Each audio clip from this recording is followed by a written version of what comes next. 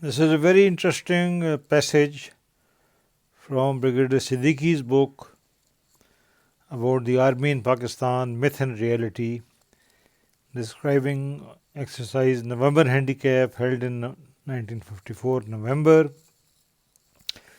The exercise, lasting for about a month, was held in the plains of the Punjab, in the area of Gujarat, Jhelum, Chakwal, Rawalpindi, and Talagang. The region offered a varied terrain of broken country, low hills, and sprawling plains.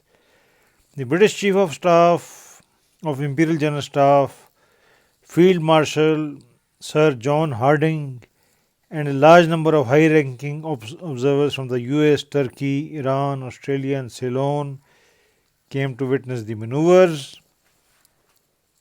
The author covered the maneuvers as PR observer. In the frontline dispatches, the enemy was depicted invariably as being on the defensive or on the run.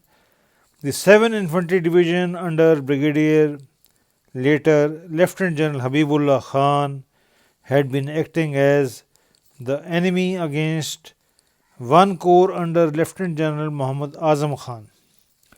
Azam was a forceful commander but lacked in logistical planning. He liked to be always on the move, regardless of the consequences. He carried with him a copy of the newly published Rommel papers and was full of it. Now, this is an interesting description of the exercise. As you can see, it so happened that in the end, Azam's corps was outflanked. The bloody enemy proved to be too smart for the home forces, but Azam would not be convinced of the setback and had heated arguments with the Chief Umpire, Major General Greaves, a British general officer still serving with the Pakistan Army. Apart from exercising the troops physically, exercise November Handicap seemed to have achieved little by way of a sober analysis of the errors of the field commanders. It became more an exercise in morale building and showmanship than a practical assessment of the military's many strong and weak points. Its most positive achievement in practical terms was to convince the high ranking American observers of the obsolescence of much of the British equipment and the pressing need to replace it with the modern and superior American hardware to match the fine human material in the Pakistan Armed Forces.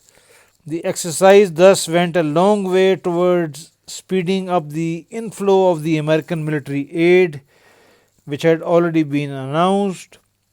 In his closing address at the end of the exercise, General Ayub remarked, quote, "This is the first time when I can confidently say that our army is capable of holding its own against any foe." Unquote. Ironically, as Siddiqui wrote, the enemy, as led by Brigadier Habibullah, had the better of the home forces in the exercise.